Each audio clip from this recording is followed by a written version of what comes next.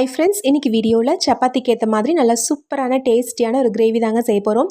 கடலைப்பருப்பும் வெங்காயமும் வச்சு சூப்பரான டேஸ்டான ஒரு கிரேவியாக இருக்குங்க. கண்டிப்பாக ட்ரை பண்ணி பாருங்கள், உங்கள் எல்லாருக்குமே ரொம்ப பிடிச்சிருக்கும். இப்போ இந்த கிரேவி செய்கிறதுக்கு ஒரு அரை கப் அளவுக்கு கடலைப்பருப்பு எடுத்திருக்கேங்க. 100 கிராம் அளவுக்கு இருக்கும். இது நல்லா 2-3 தடவை கழுவிட்டு ஒரு 2 மணி நேரம் ஊற வச்சு எடுத்துக்கோங்க. இப்போ ஃபஸ்ட்டு இதை வந்து வேக வச்சுக்கலாம். ஒரு பவுலில் ஊற வச்ச கடலைப்பருப்பை போட்டு நல்லா 1 கப் அளவுக்கு தண்ணி ஊற்றி சாஃப்ட் ஆகிற வரைக்கும் நல்லா கொதிக்க வச்சுக்கோங்க. இப்போ மசாலா அரைக்கிறதுக்கு 2 பெரிய வெங்காயம், 2 தக்காளி, இஞ்சி, பூண்டு, 2 பச்சை மிளகாய் இது எல்லாத்தையும் மிக்ஸி ஜாரில் போட்டு தண்ணி எதுவும் சேர்க்க தேவையில்லை, வந்து அரைச்சி எடுத்துக்கலாம். இப்போ மசாலா ரெடி ஆயிடுச்சு.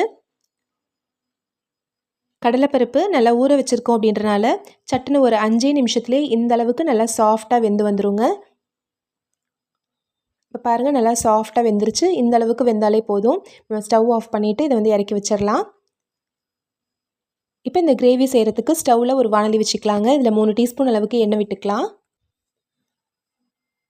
எண்ணெய் நல்லா சூடாகட்டும். எண்ணெய் சூடானதும் இதில் ஒரு 20 சின்ன வெங்காயம் கிட்ட எடுத்திருக்கேன். உங்ககிட்ட சின்ன வெங்காயம் இருந்துச்சுன்னா சின்ன வெங்காயத்தை போட்டு நல்லா இந்த மாதிரி வந்து வதக்கி எடுத்துக்கோங்க. சின்ன வெங்காயம் இல்லை அப்படின்னா பெரிய வெங்காயத்தை கொஞ்சம் பெரிய பெரிய க்யூப்ஸாக கட் பண்ணி இந்த மாதிரி வதக்கி தனியாக எடுத்து வச்சுக்கோங்க. இந்த அளவுக்கு கொஞ்சம் கலர் மாறி வதங்கி வர வரைக்கும் வதக்கிட்டு தனியாக அதை வந்து எடுத்து வச்சுக்கலாம். இப்போ அதே எண்ணெயிலேயே 1 டீஸ்பூன் அளவுக்கு சோம்பு நல்லா பொரிஞ்சதும்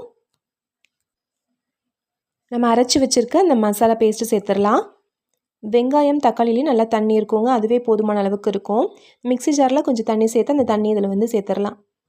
இப்போ இந்த மசாலா பேஸ்ட்டு கூட அரை டீஸ்பூன் அளவுக்கு மஞ்சள் தூள், 1 டீஸ்பூன் அளவுக்கு மிளகாய் தூள். நம்ம ஏற்கனவே அரைக்கிறதுல 2 பச்சை மிளகாய் சேர்த்துருக்கோம், அதுக்கு தகுந்த மாதிரி காரத்துக்கு சேர்த்துக்கோங்க. 2 டீஸ்பூன் அளவுக்கு மல்லித்தூள் சேர்த்துக்கலாம்.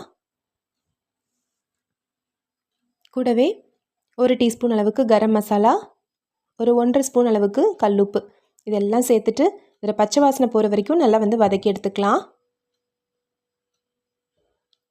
நம்ம இஞ்சி பூண்டெல்லாம் பச்சையாக அரைச்சி போட்டிருக்கோம் இல்லைங்களா, அதோடைய பச்சை வாசனை போகணுங்க. அது வரைக்கும் நல்லா கொதிக்க வச்சுக்கலாம்.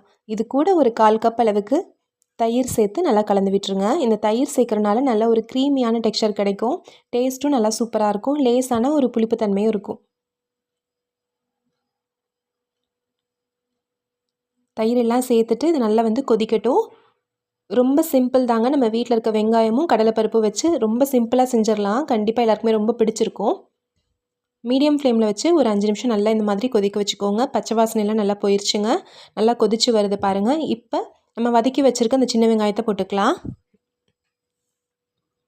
கூடவே வேக வச்சு எடுத்து வச்சுருக்க கடலைப்பருப்பையும் சேர்த்துடலாம்.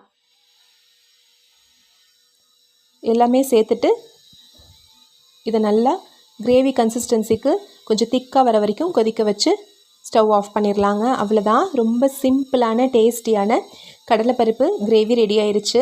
இப்போ பாருங்கள், இந்த அளவுக்கு நல்லா திக்காக ரெடி ஆயிடுச்சு. நம்ம ஸ்டவ் ஆஃப் பண்ணிவிட்டு இறக்கிடலாம். சப்பாத்திக்கு இந்த மாதிரி ட்ரை பண்ணி பாருங்கள். ரொம்பவே புதுசாக இருக்கும், ரொம்ப டேஸ்ட்டாகவும் இருக்கும். சப்பாத்திக்கு மட்டும் இல்லைங்க, நான், ரோட்டி இந்த மாதிரி எதுக்காக இருந்தாலுமே இது சைட் டிஷ்ஷாக சூப்பராக இருக்கும். சப்பாத்தி கூட நான் இன்றைக்கி சர்வ் பண்ணுறேன். நீங்களும் இதே அளவுகளில் இதே மாதிரி ட்ரை பண்ணி பாருங்கள். நம்ம இன்றைக்கி செஞ்ச அளவு தாராளமாக ஒரு 3-4 பேருக்கு போதுமான அளவுக்கு இருக்கும்.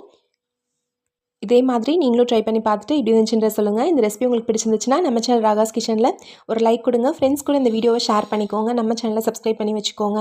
தேங்க்யூ.